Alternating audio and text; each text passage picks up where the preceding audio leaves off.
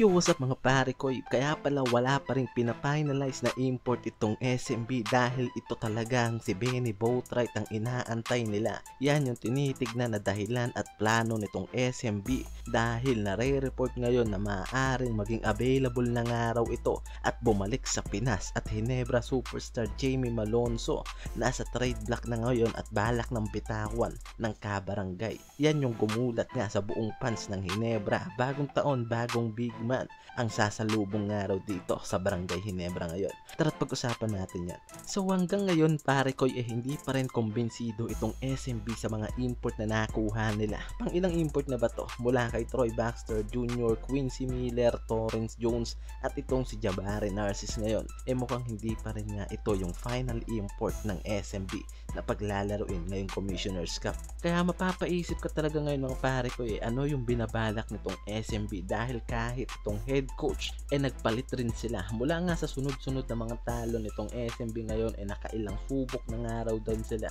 ng ilang import. Hindi pa rin nila makuha yung suitable import na fit sa sistema nila ngayon. Dahil hanggang ngayon nga raw inconsistent pa rin nga yung SMB pagdating sa import at chemistry nito sa mga local players nila. Tapos may nare-report ngayon mga pare ko na hindi kumbinsido itong Beermen sa nilalaro nitong si Narcisse, even na maganda naman nga raw yung performance na ginawa nito kontra sa Eastern.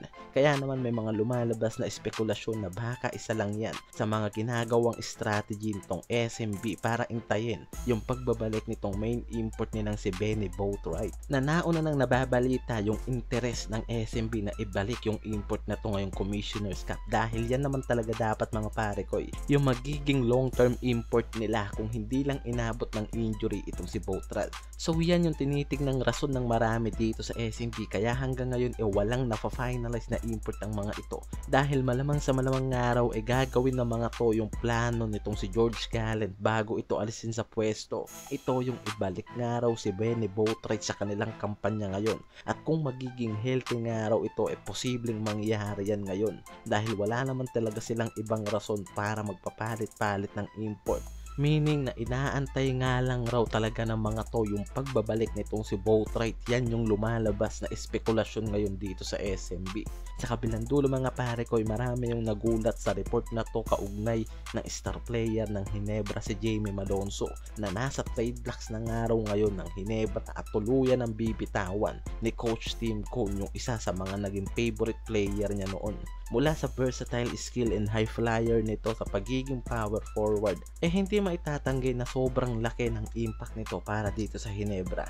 Kaya maraming fans ang nagulat dahil ito yung pinangalanan na nasa trade blocks ngayon nitong Ginebra. Yung isang araw sa dahilan kung bakit bibitawan ng Ginebra itong si Malonzo dahil nga sa injury history nito ng isang araw sa mga dahilan para maging problema naman nitong si Malonzo pagdating sa loob ng court. At maaaring hindi mapakinabangan ng Gene Kings ang player na to ng long term. Kaya naman mas gusto na lang nilang bitawan itong si Malonzo at kumuha ng panibagong forward na kapalit nga raw nito. Isang araw sa mga piniprefer ngayon itong si Coach Tim Cone na isang power forward yung malayo sa potential injury risk para ma-maintain nga raw nila yung championship window ngayon.